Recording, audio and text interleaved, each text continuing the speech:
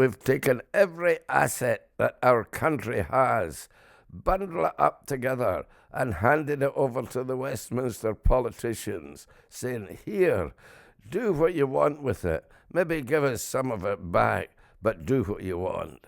And by the living God, they're doing what they want with it.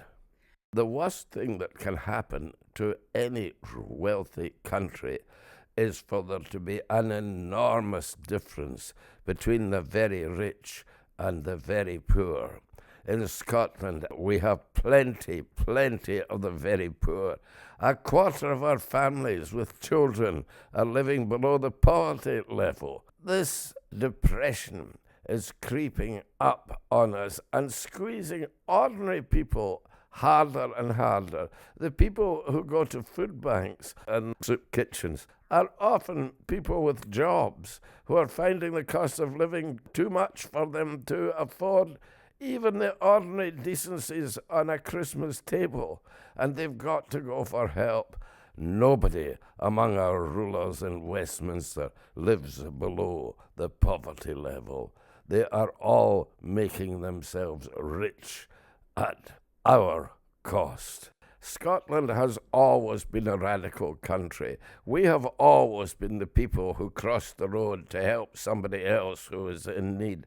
That has been our tradition right down through the ages. This is an unusual time that we're going through. It was brought on by the Industrial Revolution, but never let it be forgotten that the Labour Party was founded by Keir Hardie here in Scotland in an attempt to make things better for the ordinary person. Now, there have been some good people at Westminster. I think of Tom Johnson, who gave us the hydroelectric scheme, Secretary of State for Scotland, but never drew his salary as Secretary of State because he said it was an honour to serve his country. Then there was the Welshman, Aaron Bevan, who gave us the health service.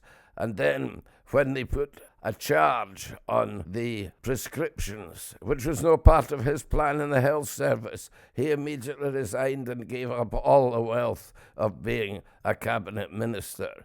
We have a tradition in Scotland with the Labour Party, and for that matter with the Tories, who were always a sort of avuncular party in Scotland.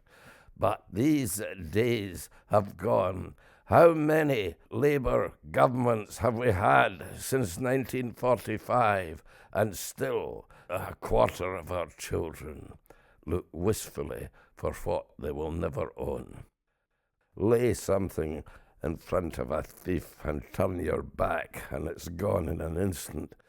Scotland has fallen among thieves, and our rulers pass by on the other side without a glance at us.